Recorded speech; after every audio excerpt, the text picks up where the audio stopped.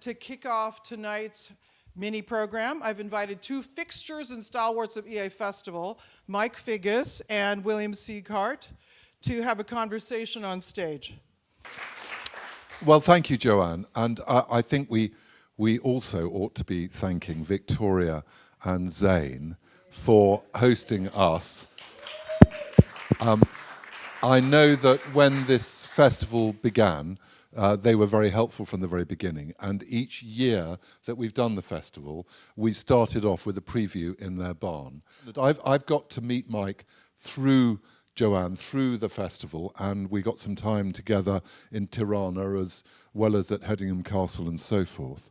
I grew up, like a number of you, watching his films, and I've spent a little time in Victoria's kitchen this afternoon learning a lot more about him, because however much you read up about somebody, you can't really get a sense about them.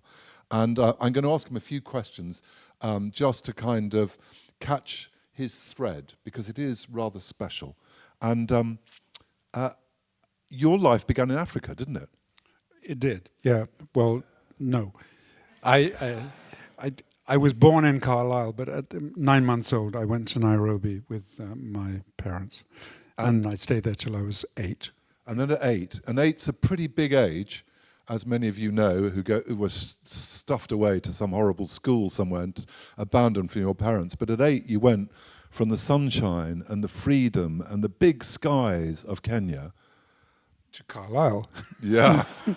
And well, what happened, I can say, my father was a frustrated ex-fighter pilot, a bit of an alcoholic, party boy, wanted to play the piano, loved Billie Holiday, and it was Nairobi, so he basically was a party animal. He owed a lot of money, and my grandmother suddenly put an ad in the East African Standard saying, "I will no longer be responsible for Larry Figgis's debts," and myself and my 4 siblings found ourselves under a blanket heading for the airport, and to the north of England, where my grandfather, this was like, imagine Coronation Street, basically the opening. So beautiful, actually. But in that same street, I think I had 5 aunts from my mother's side, Bible-bashing Protestants. And my grandfather said to my dad, "Larry, I'm sorry, but Ginny," my grandmother, "doesn't want you in the house." And so I think it was like Christmas Eve. It's a bit Dickensian, and I'm exaggerating, but it was just before Christmas. And so he went off to find lodging somewhere. And we were then basically placed with various aunts in this one street. And so as I said, I know many people who had childhoods in Africa, and quite often coming back to England was pretty tough for them to embrace it, because it's a much colder, much more closed environment. But it sounds to me like the breakthrough for you was your comprehensive school, an unlikely breakthrough, but 2 people opened your heart to something, didn't they? Yeah. So, long story short, he was a smart guy. He got a job as a journalist on the Newcastle Journal. We moved to a council house in Newcastle. I have to say, the best thing that ever happened to me in my life. It's the most wonderful place, and they're the most wonderful, warm-hearted people. Once you learn to speak Geordie, things improve very quickly. The 6 months of learning was tough, but anyway, by great fortune, a comprehensive school opened on the council estate, Kenton Comprehensive, and on the staff of that were a guy called Ian Carr, who was a trumpet player, who was my English teacher, who then became the most famous modern jazz trumpet player in Great Britain, formed a band called Nucleus. My gym teacher, Trevor Maynard, was a traditional jazz trumpet player. And my art teacher, Johnny Walters, who later became John Peel's producer, was also a very good modern jazz trumpet player. I was learning the trumpet. I joined the band, and I'm still a trumpet player. And then my other art teacher was a very well-known local actor called Jimmy Garbett. So suddenly, in this group of young enthusiastic, left-wingish kind of, good energy bunch of teachers, I suddenly had this incredible exposure. Things like being taken to a jazz club when I was 15 by your English teacher, is quite unusual to say the least. Being given my first Charlie Parker records by my art teacher, who'd just come back from London, gone to Doug Dobell's and bought these and gave me one. So incredible good fortune to have gone out of Nairobi and to the north of England. But also they gave you the confidence to be a creative adult. Yeah, absolutely. Absolutely. And things like that do change your life. Just maybe one phrase. Like I remember one of the teachers saying, "You lot, if you were on a desert island, you'd all die within weeks, except maybe Figgis." And I went, why did he say that, Because I had never been picked out in that. I mean, at that point, I was suffering so much because I hadn't learned Geordie and I hadn't acclimatized to the area. But he spotted something, and that gave me the confidence to sort of deal with everything else. And so then, you might have gone to art school, but in fact you went to music school. I was in love with music. I still am in love with music. It's the most powerful thing in the world. Film, almost like I pretend to be a film director, but really I'm a musician. And I then had the impulse to learn about music because my dad was an improviser. I was an improviser. So his idea of teaching me would be to put on a Louis Armstrong record and say, just jam, just play with it, And he'd teach me about jazz, but nothing formal. But I wanted to learn about, my mother bought me a box set by the Reader's Digest called Music of the World's Great Composers. And it opened my mind to Beethoven and Mozart and Tchaikovsky and everything. And I suddenly wanted to know, how do you do that? What is that harmony? You'd learn the guitar and you kind of go, well, that's an E chord, but you didn't know about counterpoint. I wanted to learn, I was really hungry. So I blagged my way into this music, which was teachers training college called Trent Park, pretending that I could read music, because I was a very good improviser. So I had the music and I literally pretended I was reading this guitar music. I had a Segovia LP and I'd learnt the pieces. And I got in, and I then got into terrible trouble because I was in a music school and I couldn't read music. And the first thing they do is put you in the orchestra as part of the brass section. And they put music in front of you, and it's the most terrifying moment of my life. It's like, fuck. But what's interesting is first of all, these teachers gave you the permission. Yeah. But also the inspiration from your dad, to not be constrained in art form, to improvise. These two are both threads which I think it seems to me run through your career and in a way encourage your curiosity. I was always curious. I don't know where that comes from. You see kids, some of them are, some of them are not. I was wondering, how does that work? Oh, how did you do that? And because I hadn't, the transition into being a Geordie, which was fake, of course, but at least you got into a gang or something. But in the period of not getting in, you learn very quickly the art of survival. I would say the art of going, here's a room, he's a psychopath, I could be in trouble, I better think of something funny to say in case I have to deal with that person. So by default, you become an entertainer, and then you realize that's quite good fun, and that you can make friends that way. So I was funny. I was fat and funny, and that was my survival technique. And I wanted to be a cartoonist. So I wanted to entertain people, and that opened up a whole bunch of doors about, wow, that's so interesting. How does that work? How does that work? And being a bit of a loner, you kind of go to other options for your sustenance, I actually never wanted to be in a gang. They terrified me. They behaved badly. They beat people up, and felt very good about it. I was often the victim of that, and I thought that's not good. I don't want to do that. No, you're the witnesser, yeah. And that's a different tribe. But music school allowed you to escape the Northeast and take you back to London. Well, I don't want to use the word escape because I loved it, But yes. It dropped me in London, the mothership London, in 1966. Oh my God, wow. Well, I think it's interesting because the cross currents between music and art in certain times in certain places were absolutely remarkable. I think sort of Paris between 1890 and 1910, Vienna in the 1920s and 30s, and London in that period was really where it was all happening, wasn't it? And talk us through what it's like to be an 18-year-old in 1966 in London and where it took you. Yeah. So my college was in Barnet, so at the end of the Piccadilly line, but it was on the Piccadilly line. So I immediately met a bunch of crazy musicians who were free jazz musicians, a guy called Mel Davis, extraordinary genius of free jazz. And this was a period in jazz where jazz was exploding into improvised free music.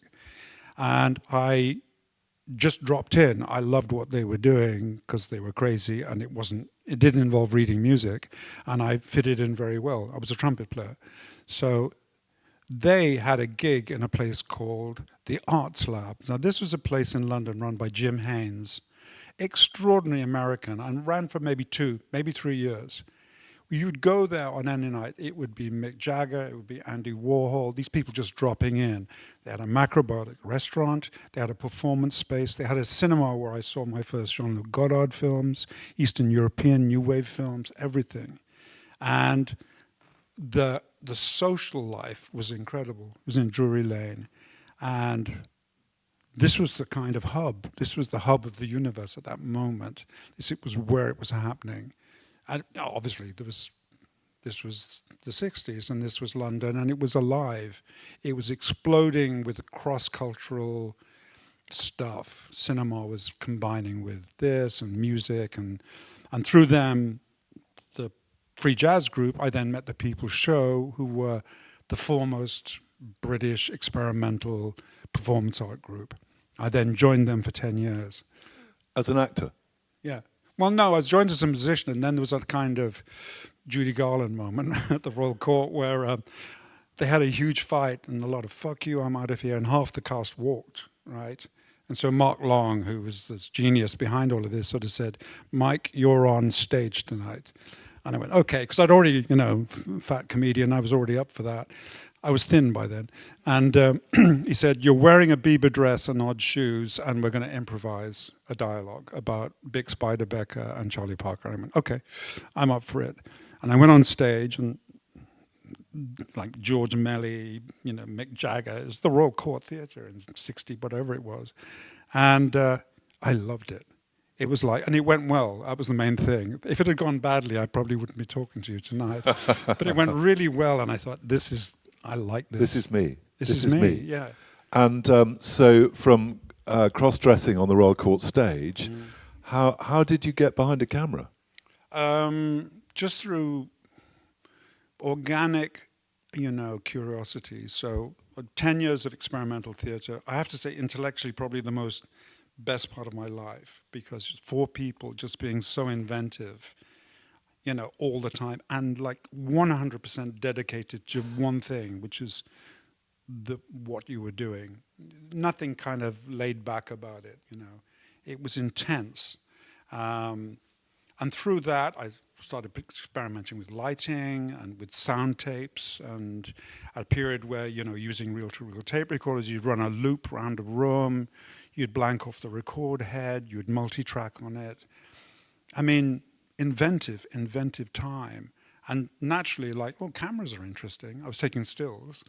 I think what's also interesting about the time then wasn't just the cross currents in creative inspiration, but it was also the technology development. The fact that you were able to start to capture in new ways both sound and image, but also to become master of the technology. I think for a lot of people now in the digital world, they couldn't get their heads around the technology. It's too late for that. Yeah. So your timing was perfect for that too. It was still a time when you still had a very tactile connection to the equipment too. So we were talking about that earlier about, you're shooting on 16, you're editing, you're holding doing all this. And, I'm obsessed with fountain pens and paper. And I remember interviewing John Berger and him saying that it was that connection to the paper through the hand and through the ink is entirely different from doing that on a keyboard, you know. And so that tactile, you know, element was very much part of it. And just, again, how does a camera work? I mean, I tried to get into the National Film School. They told me to fuck off, you know. And as I was leaving this horrible interview, Ozzie Morris, I don't know, he's one of the most famous cameramen in the history of British cinema. Not a nice person, I have to say. They were so contemptuous of my background as a performance artist. And he said, so what if you don't get into film school, what will you do? And I went, I'll make a film anyway, like arrogant. And he said, you've already said you don't even know how a 16mm camera works. And I went, it can't be that difficult. And it's true, isn't it? It's like clockwork. It's like a sewing machine, basically. That meant I didn't get in, you know, but at the same time, I did then. But the rejection of not getting in... Good. Yeah. Good. Yeah. It's good. The rejection's very good. Failure's much more useful, if we talk about Hollywood, far more useful than success. Success just makes you very confused. There's something leveling about failure where you kind of really have to think about it. And complacent, too. Yeah. So you're playing around with 16mm. It's expensive stuff. You've got to know what you want. You've got to know what you want. Yeah. You're not being funded. How do you kind of make a creative living? Why don't you just get used to not having very much money at that time? I remember going, when I made my first Hollywood film, when the agent said, they're going to pay you this much money, and I went, they've made a huge mistake. I wonder if they're going to find out, you know, because never dreamed of having that. And it wasn't that much money now, but I mean, compared to what you're earning as a performance artist, it was pretty good. So you just learn to be very frugal, I think, you know. Yeah. And then you exploit. So I had a very, very important connection with a place called the Mickery Theatre in Amsterdam, which was literally the center of the universe for performance art. So you had Philip Glass, and you have, you know, that's where I met Willem Dafoe when he was 18, and, you know, every great performance art group from around the world, from Japan, everywhere, came to the Mickery Theatre in Amsterdam. And I was a sort of resident there 2 or 3 times a year. And I became very good friends with Ritsart Tenkate, who was the boss. And he funded my first film. Which was? It was a film within a performance art piece. It was called Red Hoof, and it was kind of about my father, you know. And so it was a 40-minute film, same actors in the film as on stage. And so it was all about creating an interaction between what was projected and what was live, to the point where it became almost seamless, and the audience, by the end of it, had forgotten, was that on film or was it live, you know? And you were starting to treat film as memory rather than... I mean, film is so boring now in the sense that it just has one thing. Linear 3-act structure, you know, blah, blah, blah. 10 minutes to land the plane, you know, same ending over and over again.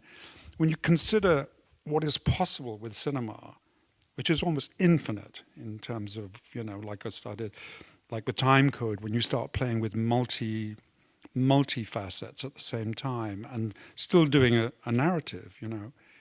No one's doing that anymore. Well, you are. And I think what's intriguing is a lot of people would say the same was true about the 60s and 70s with music, that the opportunities for innovation were extraordinary, and for jazz and for poetry and so forth, and that then things got quite mechanical.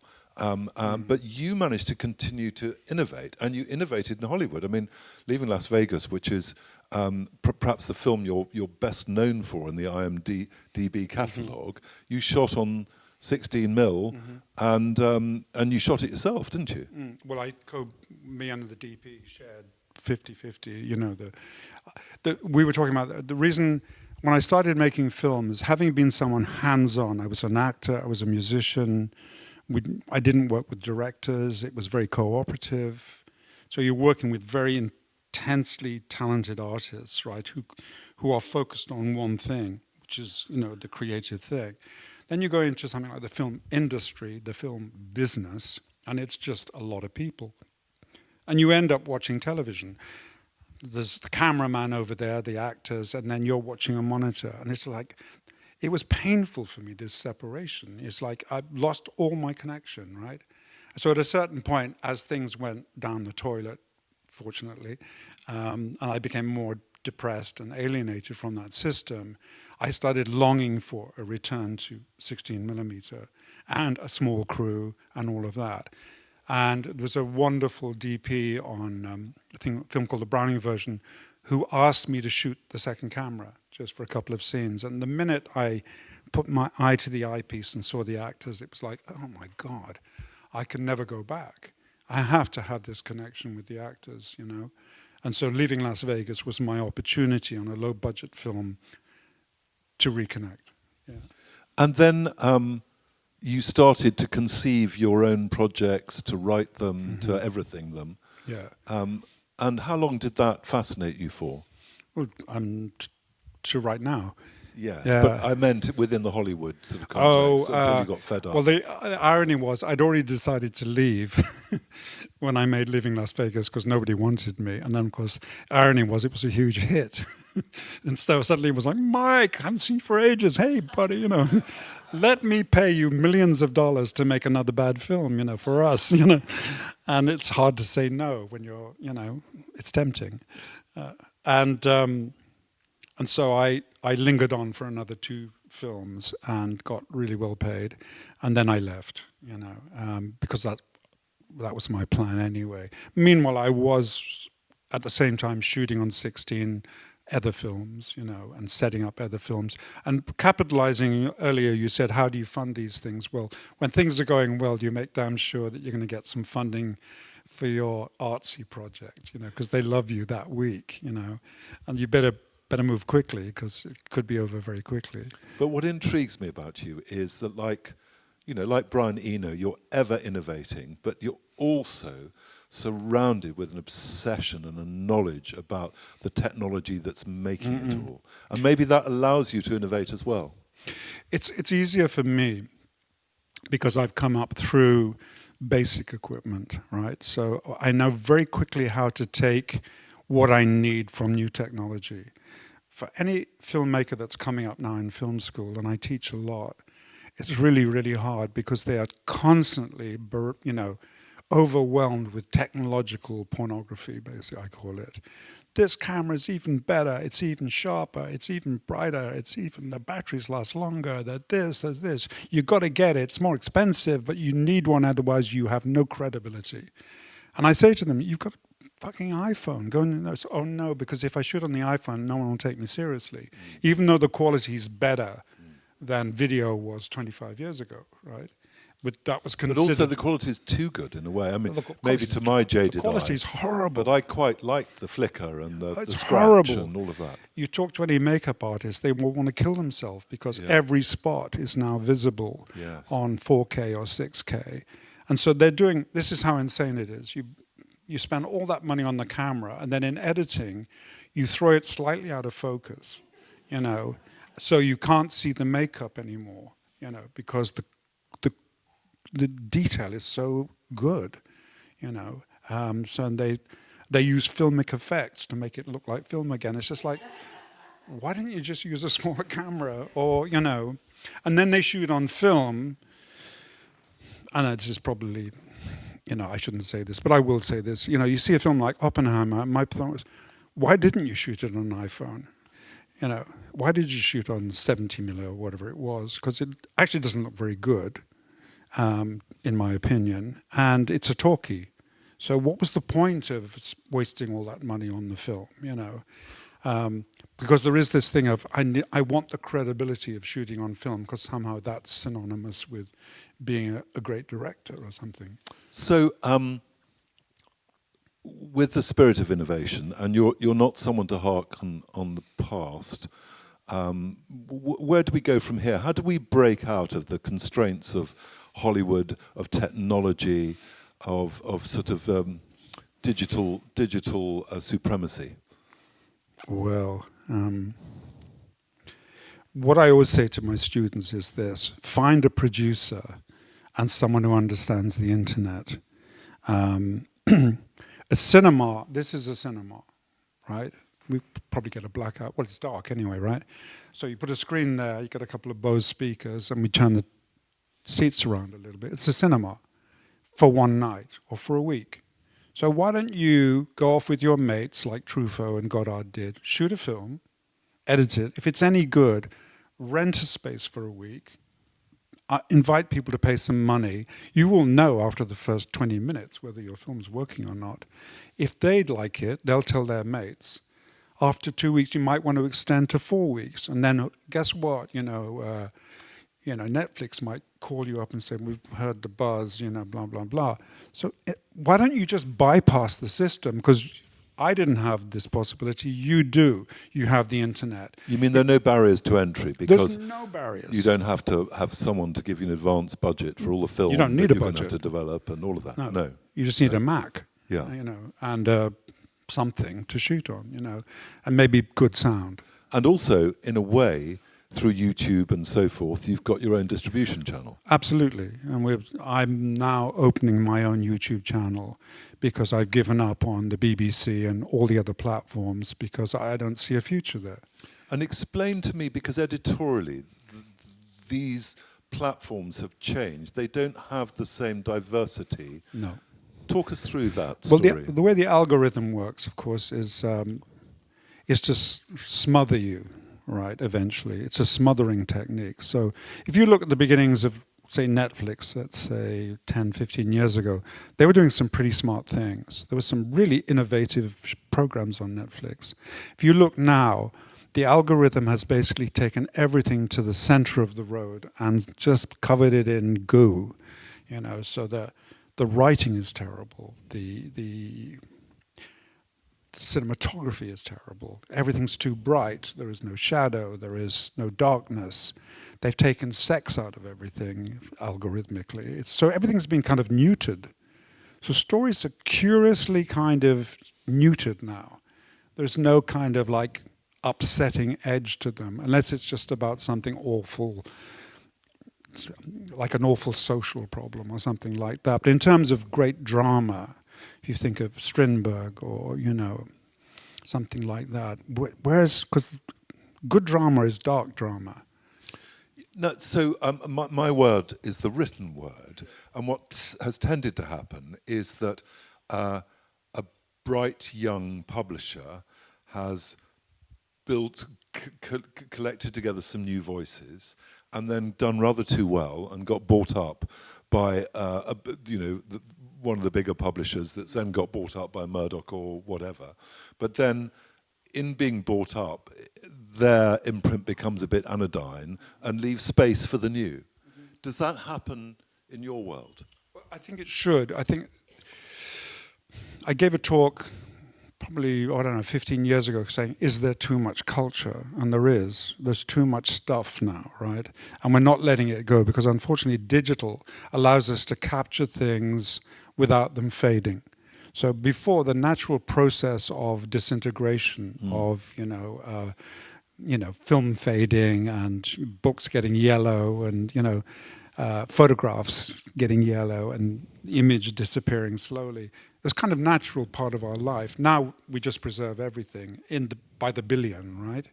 So one of the essential things of cultural development is the idea that you renovate it regularly, that you reinvigorate it regularly, that you kill it regularly. Like Bacon would say, you destroy the painting and then you put another one on top and so on. You don't get rid of everything in terms of the memory of the culture. You just don't worship the past quite the way, or the present, that we do now. So there's not enough, our institutions have become too self-protective as well. So you really need to kind of fuck things up a little bit more in order for it to be new voices, to have some anger, to have something to say. It gets harder. I mean, I really, for the younger generations now, in terms of creativity, it's tough. What they're having to deal with in terms of gangs and clubs and everything, it's very, very difficult. I talked about Paris and Vienna and then London in the 60s and so on.